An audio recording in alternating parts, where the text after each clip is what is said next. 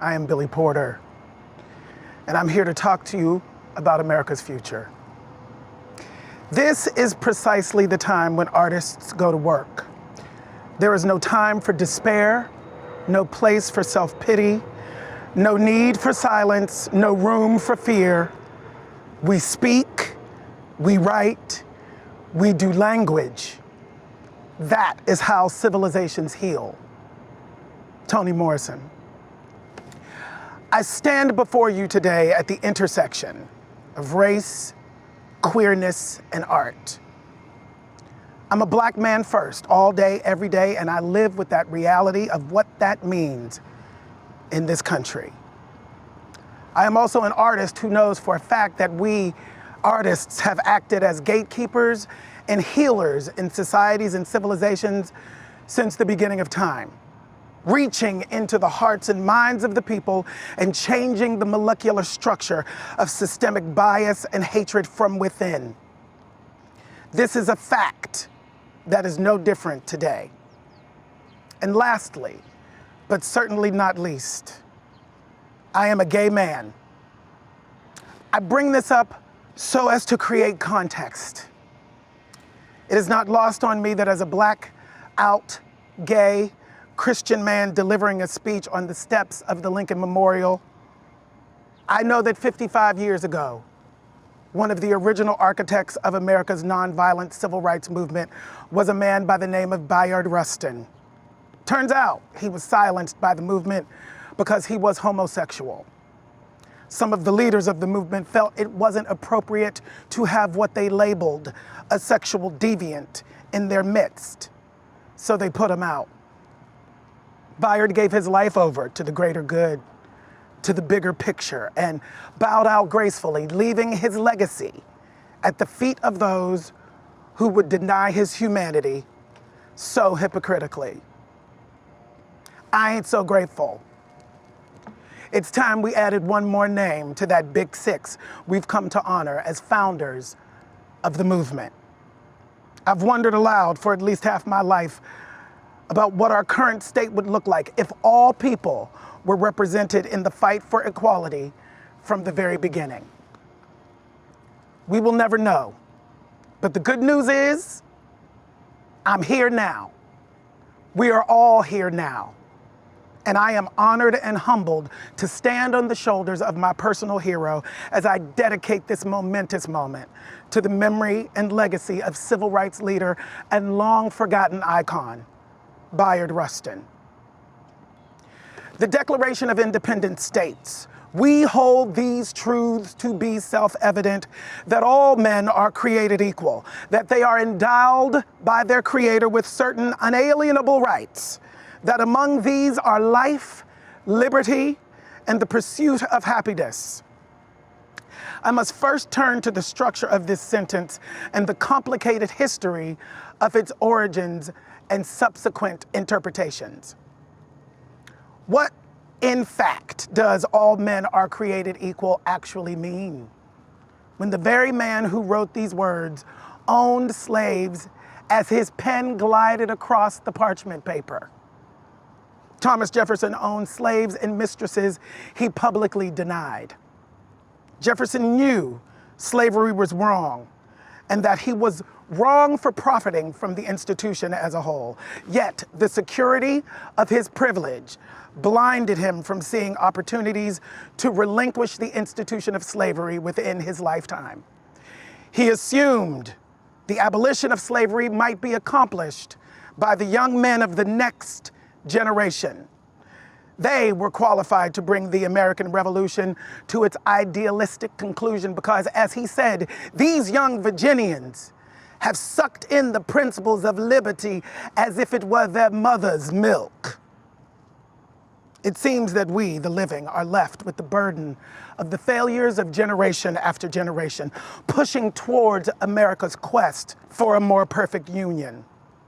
And while many of us as a collective have struggled with Sisyphean force for hundreds of years to reach the mountaintop of equality for all people, no shade, we ain't there yet.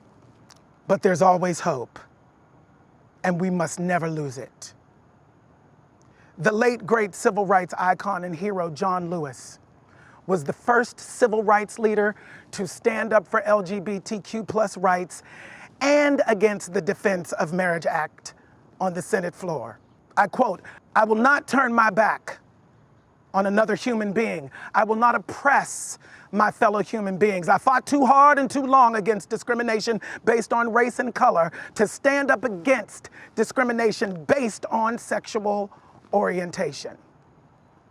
And just last week, he left us once again with our marching orders in a New York Times op-ed written to be printed on the day of his funeral. "Though I may not be here with you, I urge you to answer the highest calling of your heart and stand up for what you truly believe. In my life, I have done all I can to demonstrate that the way of peace, the way of love and nonviolence is the more excellent way. Now it's your turn to let freedom ring." 55 years ago, on these very steps, our ancestors spoke to us about a dream. I'm looking at the engraving on the ground as I speak.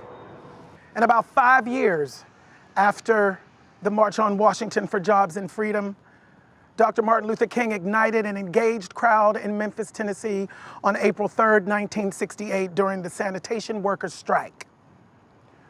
We've got some difficult days ahead, but it really doesn't matter to me now. Because I've been to the mountaintop and I've seen the promised land. And I may not get there with you, but I want you to know tonight that we as a people will get to the promised land. Dr. King was assassinated less than 24 hours later. So now here we are, August 6th, 2020, on the 50th anniversary of the Voting Rights Act of 1965, the crown jewel policy of the civil rights movement, still staring down the same hate, the same injustices, the same inequities that our civil rights forefathers fought to eradicate. We did this already, y'all. We fought for these rights and won them already, and now we gotta go back out and fight for the same stuff all over again. I don't understand what's happening. But as I swirl inside this conflict, I'm reminded of the words of Frederick Douglass: "Eternal vigilance is the price of liberty." Voting is the people's voice. It's our power.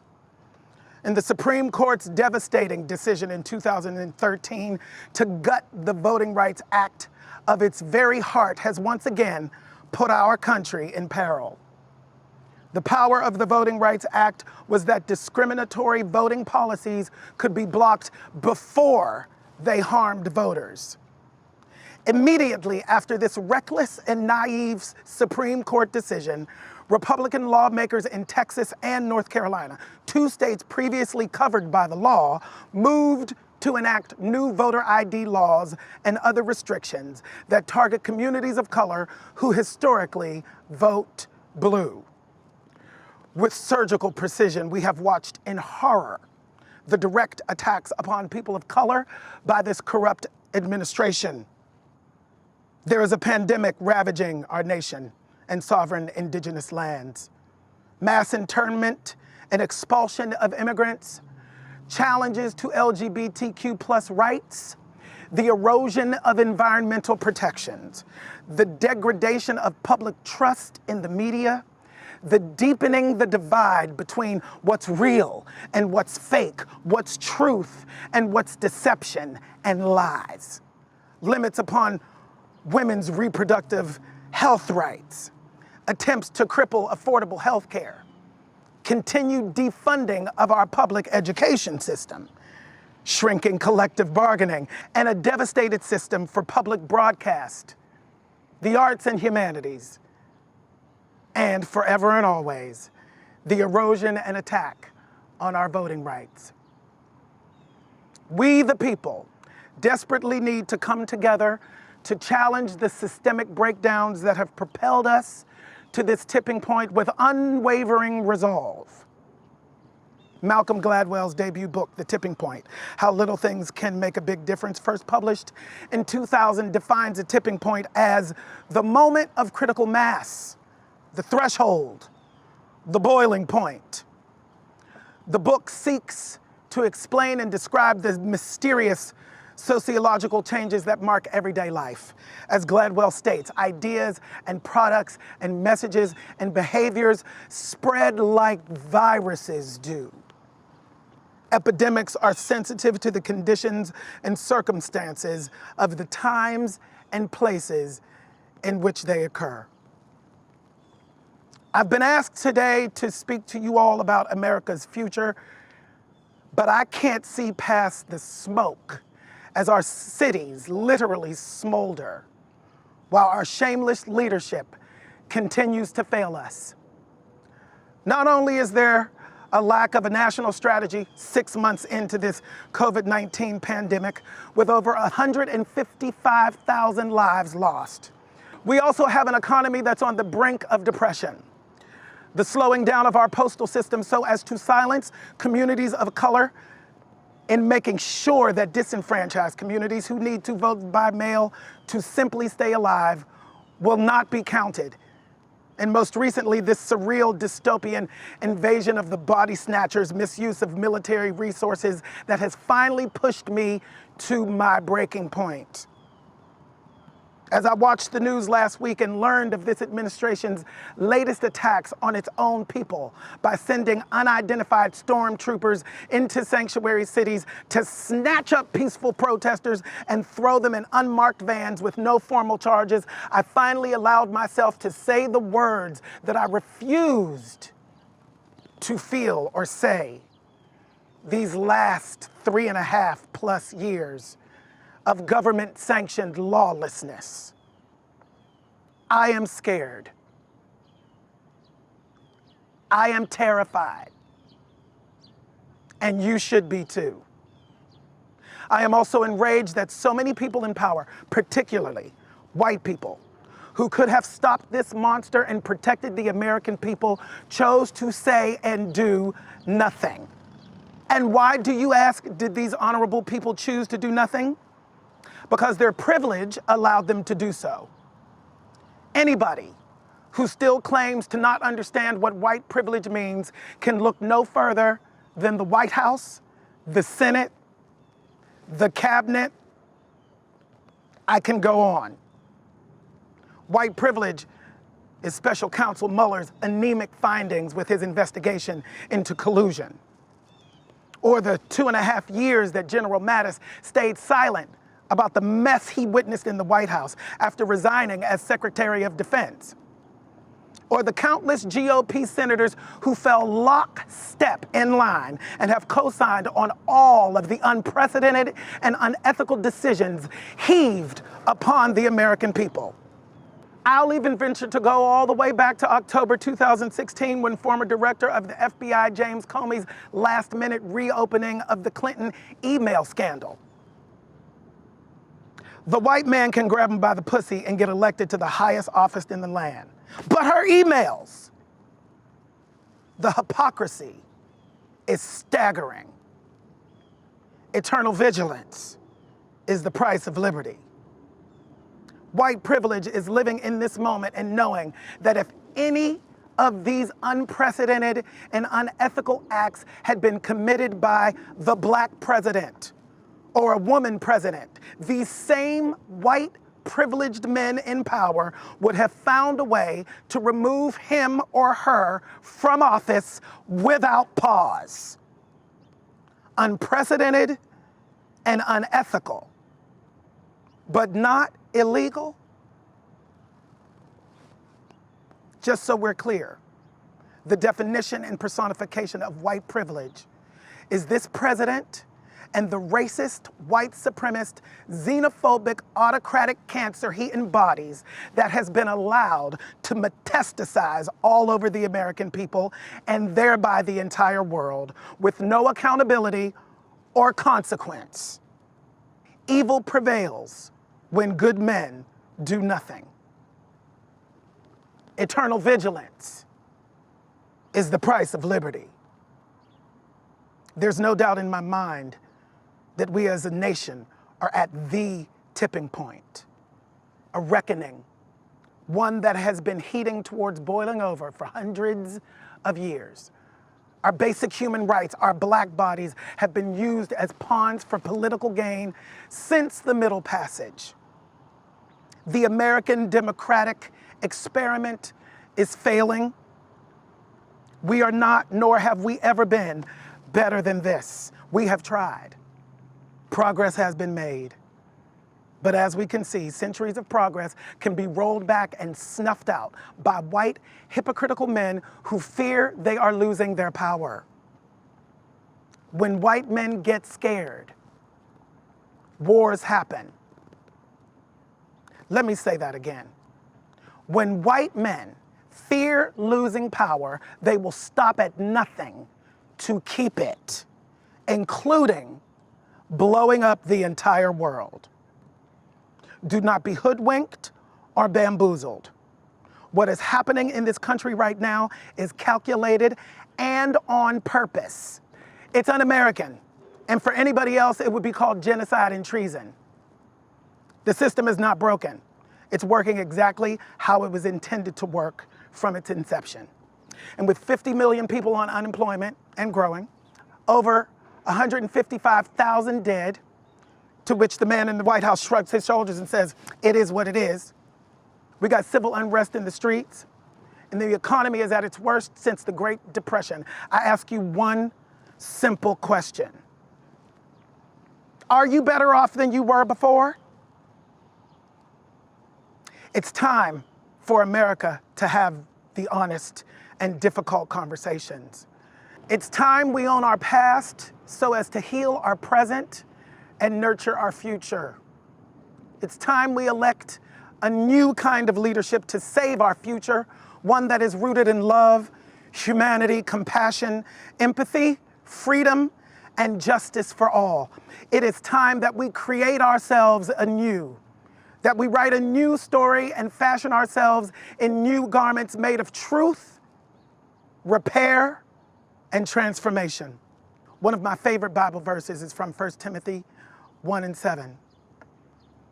For God has not given us the spirit of fear, but of power and of love and of a sound mind. So as we move forward in our power, love, and sound minds, it looks like we have two clear choices in November. Vote this fascist and all of his cronies down ballot out of office. Reset and begin the American democratic experiment again at zero, or not. Those are our choices. And I am not being hyperbolic when I say that this is the most important election of our lifetime. I don't care what you do or how you do it. Vote. People laid down their lives so we could exercise this right. Vote. I know they're coming for us with this suppression mess. Ain't nothing new. It's all good. Vote. Show up and participate in our democracy now, because if you don't, this may be the last time. Vote. Democracy is on the ballot. White supremacy, homophobia, women's rights, trans rights, Muslim rights, Black Lives Matter, all lives matter, all human rights, everything we hold dear are on the ballot this November. And I ask you, America, are we better than this? My faith and my hope tell me, yes, we are. We must stay the course. We must never give up. We must continue to get in good trouble, necessary trouble, because love trumps hate. It's time once again for change, and this time, change for good. God bless you all, and God bless these United States of America.